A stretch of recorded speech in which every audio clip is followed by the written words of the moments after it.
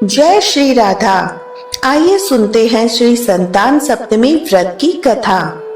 एक दिन महाराज युधिष्ठिर ने भगवान से कहा, हे प्रभु, कोई ऐसा उत्तम व्रत बतलाइए जिसके प्रभाव से मनुष्य के सांसारिक दुख दूर होकर वे पुत्र एवं पौत्रवान हो जाए। यह सुनकर भगवान बोले, हे राजन, तुमने बड़ा ही उत्तम प्रश्न किया है। मैं तुमको एक पौराणिक इतिहास सुनाता हूँ, ध्यान पूर्वक सुनो। एक समय लोमश ऋषि ब्रजराज की मथुरापुरी में वासुदेव देवकी के घर आए। ऋषि राज को आया हुआ देखकर दोनों अत्यंत प्रसन्न हुए तथा उनको उत्तम आसन पर बिठाकर उनका अनेक प्रकार से वंदन और सत्कार किया। फिर मुनि के चरणोदक से अपने घर और शरीर को पवित्र किया। वह प्रसन्न होकर उनको कथा सुनाने लगे। कथा कहते हुए लोमश ऋषि ने कहा, हे देवकी, दुष्ट दुराचारी कंस ने तुम्हारे कई पुत्रों को मार डाला है, जिसके कारण तुम्हारा मन अत्यंत दुखी है। इस प्रकार राजा नहुष की पत्नी चंद्रमुखी भी दुखी रहा करती थी, किंतु उसने संतान सप्तमी का व्रत विधि विधान सहित किया, जिसके प्रताप से उनको संतान का सुख प्राप्त हुआ। यह सुनकर देवकी ने हाथ जोड़कर मुनि से कहा, हे ऋषिराज, कृपा करके रानी चंद्रमुखी का संपूर्ण वृतांत और इस कथा का विधान विस्तार पूर्वक बतलाइए, जिससे मैं भी इस दुख से छुटकारा पा जाऊं। लोमश ऋषि ने कहा, हे देवकी, अयोध्या का राजा नहुष था। उनकी पत्नी चंद्रमुखी अत्यंत सुंदर थी। उनके नगर में विष्णुगुप्त नामक एक ब्राह्मण रहता था। उसकी स्त्री का नाम भद्रमुखी था। वह भी अत्यंत रूपवती और सुंदर थी। रानी और ब्राह्मणी में अत्यंत प्रेम था। एक दिन दोनों सरयू नदी में स्नान करने के लिए गई। वहां उन्होंने देखा बहुत सी स्त्रियां सरयू नदी में स्नान करके निर्मल वस्त्र पहनकर एक मंडप में शंकर और पार्वती की मूर्ति स्थापित करके पूजा कर रही थी। रानी और ब्राह्मणी ने यह देखकर उन स्त्रियों से पूछा, बहनों, तुम यह किस प्रकार कर रही हो? यह किस देवता की पूजा कर रही हो? इसके करने से, इसके पूजन से क्या फल प्राप्त होता है? यह सुनकर स्त्रियों ने कहा, हम संतान सप्तमी का व्रत कर रही हैं। हमने भगवान शिव और माता पार्वती का पूजन चंदन आदि षोडशोपचार विधि से किया है। यह सब ऐसी पुनीत संतान सप्तमी व्रत का विधान है।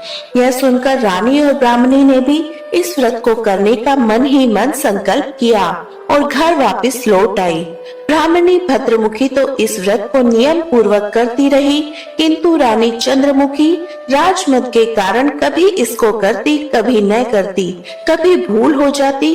कुछ समय बाद दोनों मर गई। दूसरे जन्म में रानी बंदरिया और ब्राह्मणी ने मुर्गी की योनि पाई, परंतु ब्राह्मणी मुर्गी की योनि में भी कुछ नहीं बोली और भगवान शिव और पार्वती का ध्यान करती रही। उधर रानी बंदरिया की योनि में सब कुछ भूल गई। थोड़े समय के बाद दोनों का ने देह त्याग दी। अब इनका तीसरा जन्म मनुष्य योनि में हुआ। उस ब्राह्मणी ने एक ब्राह्मणी के यहाँ कन्या के रूप में जन्म लिया। ब्राह्मण कन्या का नाम भूषण देवी रखा गया। विवाह गोकुल निवासी अग्निशील ब्राह्मण से कर दिया। भूषण देवी इतनी सुंदर थी कि वह आभूषण रहित होते हुए भी अत्यंत सुंदर लगती थी। कामदेव की पत्नी रति भी उनके सम्मुख लजाती थी। भूषण देवी के अत्यंत सुंदर सर्वगुण संपन्न चंद्रमा के समान धर्मवीर कर्मनिष्ठ सुशील स्वभाव वाले 8 पुत्र पैदा हुए। सब शिवजी के व्रत का पुनीत फल था। दूसरी ओर शिव विमुख रानी के गर्भ से कोई पुत्र नहीं हुआ। वह निसंतान दुखी रहने लगी। रानी और ब्राह्मणी में भी जो पहले प्रीति थी, वह भी इस जन्म में बनी रही। रानी जब व्रत अवस्था को प्राप्त होने लगी, तब उसके गूंगा और बहरा तथा बुद्धिहीन अल्प आयु वाला पुत्र हुआ। वह 9 वर्ष की आयु में इस क्षण भंगुर संसार को छोड़कर चला गया। अब तो रानी शोक से अत्यंत दुखी हो व्याकुल रहने लगी। देव योग से भूषण देवी ब्राह्मणी रानी के यहाँ अपने पुत्रों को लेकर पहुंची। रानी का हाल सुनकर उसे भी बहुत दुख हुआ, किंतु इसमें किसी का क्या वश? कर्म प्रारब्ध के लिखे को स्वयं ब्रह्मा भी नहीं मिटा सकते। रानी कर्मच्युत भी थी। ऐसी कारण उसे दुख भोगना पड़ा। इधर रानी ब्राह्मणी के इस वैभव और 8 पुत्रों को देखकर अपने मन में ईर्ष्या करने लगी और मन में पाप उत्पन्न हुआ। उस ब्राह्मणी ने रानी का संताप दूर करने के निमित्त अपने 8 पुत्रों को रानी के पास छोड़ दिया। रानी ने पाप के वशीभूत होकर उन ब्राह्मण पुत्रों की हत्या करने के विचार से लड्डू में विष मिलाकर उनको खिला दिया, परंतु भगवान शंकर की कृपा से एक भी बालक की मृत्यु न हुई। यह देखकर तो रानी अत्यंत ही आश्चर्यचकित हो गई। इस रहस्य का पता लगाने की मन में ठान ली।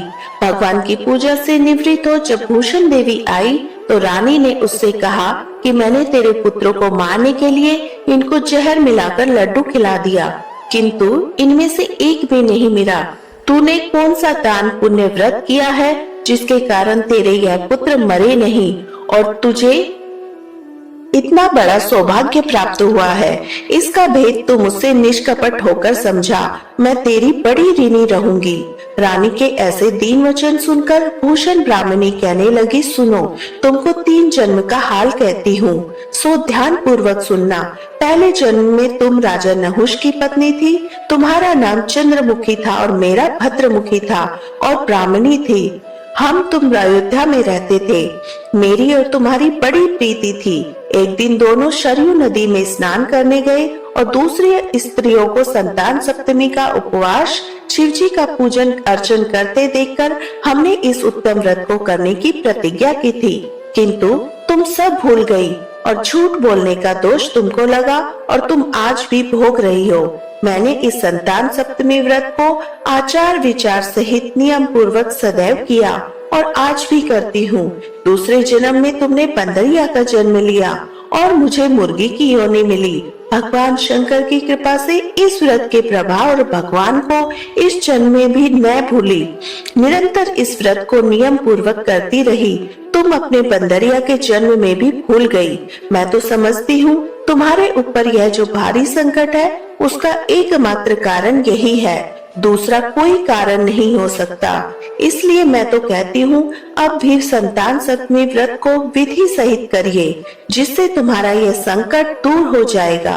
लोमश ऋषि ने कहा, हे देवकी, भूषण ब्राह्मणी के मुख से अपने पूर्व जन्म की कथा और संतान सप्तमी व्रत का संकल्प इत्यादि सुनकर रानी को पुरानी बातें याद आ गई। पश्चाताप करने लगी।